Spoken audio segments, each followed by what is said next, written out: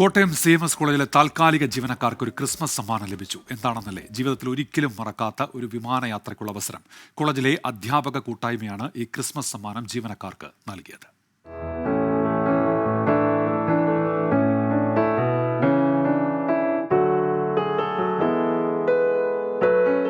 മനസ്സു നിറഞ്ഞ സന്തോഷത്തിന്റെ ബാക്കി പത്രമാണ് ഇവരുടെ മുഖത്തെ ഈ പുഞ്ചിരി.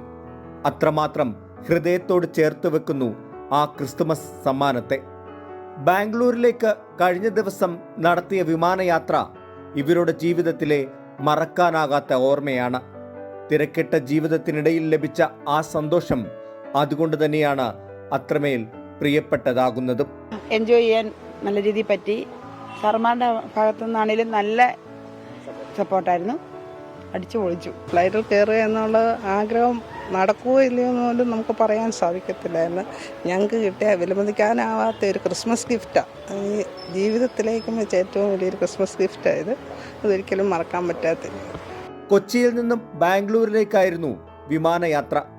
ആദ്യമായി വിമാനത്തിൽ കയറിയതിൻ്റെ അനുഭവം പറഞ്ഞിട്ടും തീരുന്നില്ല. വീട്ടുകാർക്ക് ഭയങ്കര ഇഷ്ടം, ഭയങ്കരമായിട്ട് സന്തോഷമായിരുന്നു. കാര്യം ഫ്ലൈറ്റിൽ ആദ്യമായിട്ടാണ് കയറുന്നത്. നമ്മുടെ ജീവിതത്തിൽ ആദ്യമായിട്ട് നമ്മളിങ്ങനെ ഫ്ലൈറ്റിൽ പോയി മേളിൽ കൂടെ പോകുന്നത് കയറിയിട്ടില്ല.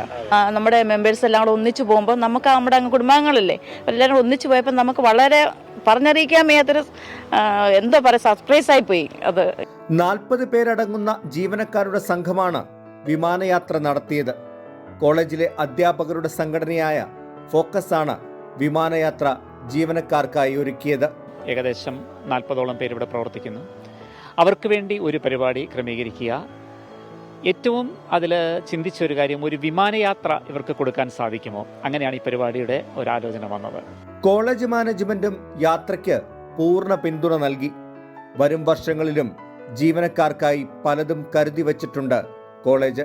ഇങ്ങനെ ഒരു കാര്യം CMS കോളേജ് ഓർഗനൈസ് ചെയ്ത് കഴിഞ്ഞ് പലരുടെയും മനസ്സിൽ പോയിട്ടുണ്ടാകും വൈ നോട്ട് ദെം എന്നുള്ളത്. Hopefully this will continue.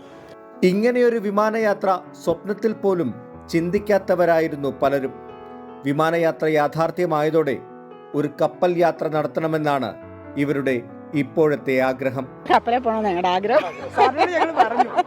ഞങ്ങളോട് പറഞ്ഞിട്ടുണ്ട് സാറിൻ്റെ അടുത്ത്. ചെമ്പരത്തിപ്പൂവേ ചൊല്ല് ദേവനെ നീ കണ്ടോ, അമ്പലത്തിൽ ഇന്നല്ലയോ സ്വർണരഥഘോഷം. Toby Johnson, 24 Kottayam.